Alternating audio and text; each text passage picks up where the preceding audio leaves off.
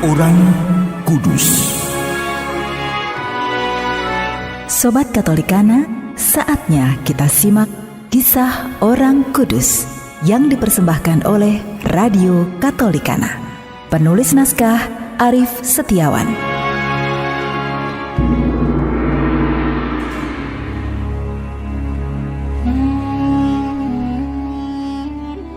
Saudara-saudari, hari ini kita akan mengikuti kisah Santo Aloysius Gonzaga, seorang biarawan dan pengaku iman.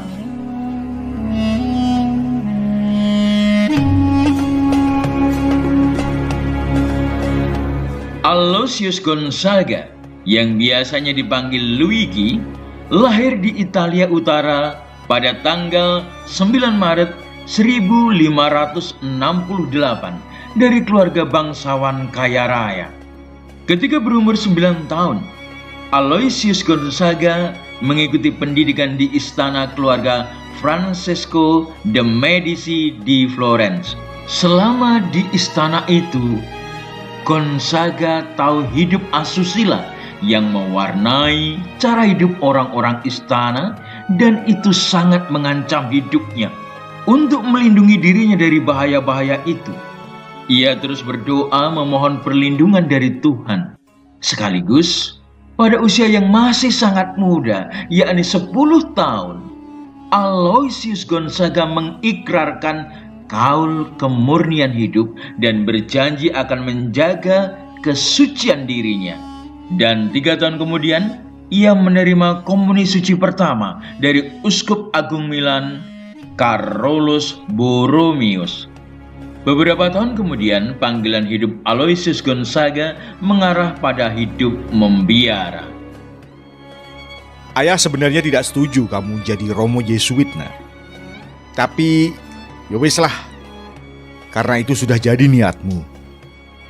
Seluruh harta warisan tak limpahkan ke adik-adikmu ya.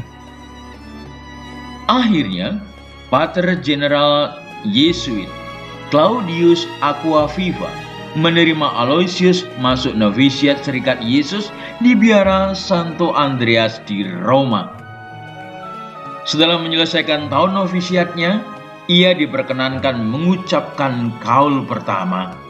Prestasinya yang tinggi dalam pelajaran ilmu-ilmu kemanusiaan dan ilmu pengetahuan lainnya, serta kesalehan hidup dan ketabahannya dalam menghayati hidup membiara, membuat dia menjadi tokoh teladan bagi kawan-kawannya.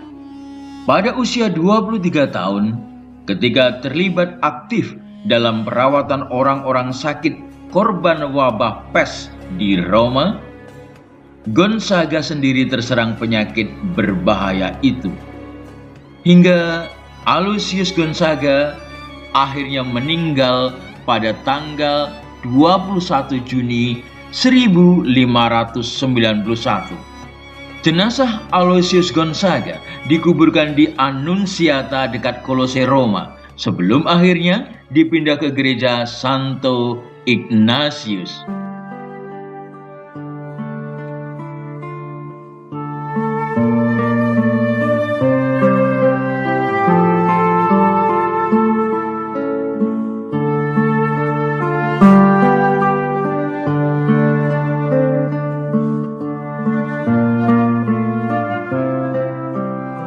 Saudara-saudari, Allah Bapa sangat menyukai orang beriman yang takut kepadanya.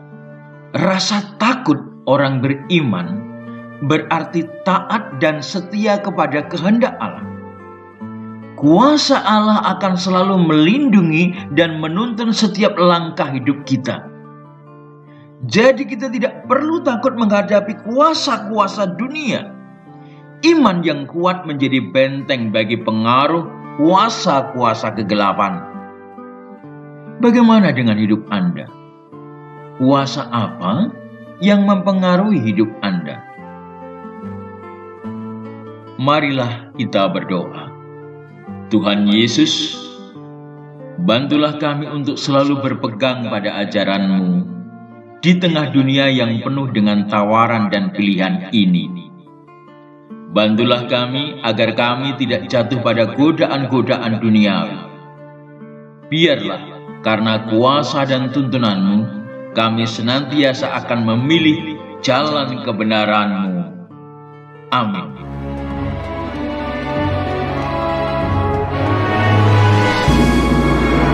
Demikian kisah orang kudus hari ini.